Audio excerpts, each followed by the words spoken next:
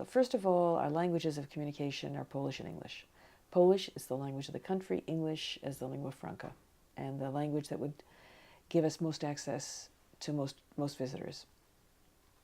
However, to have had an exhibition that was entirely in Polish and English is unthinkable to me, unthinkable.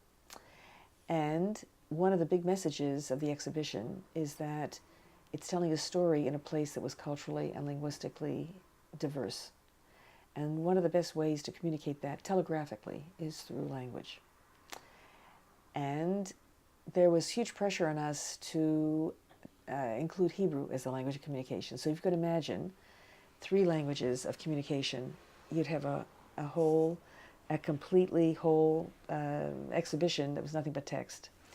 And I said to them, well, listen, I don't understand. What's with the Hebrew?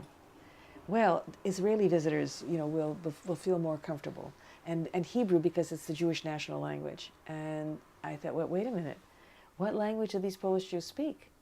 If you're going to have Hebrew, then you're going to have Yiddish.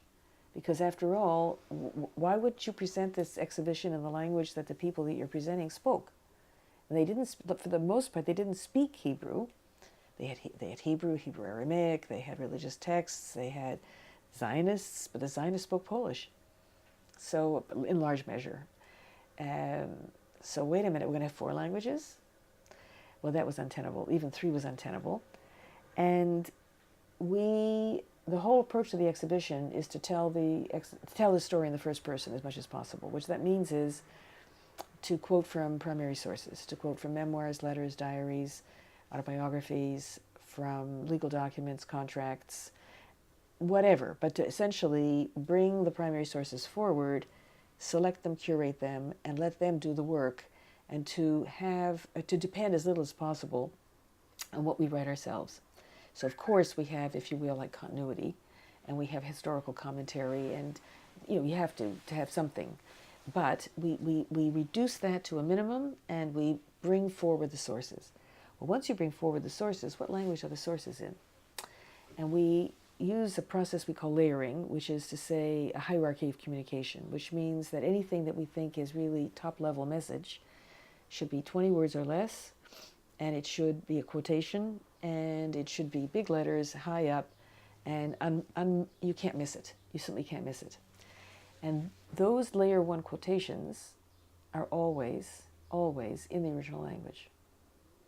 And guess what the original languages are? So they're in the medieval period, it's essentially Latin, Polish, Czech. Let me think.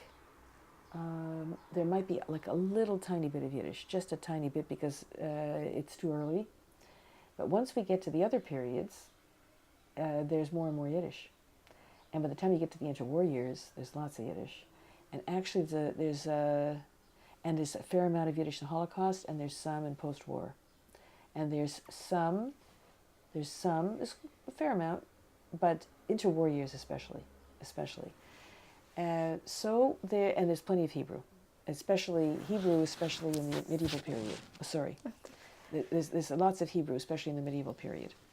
So it's a very multilingual exhibition, and Yiddish is very fully and beautifully represented.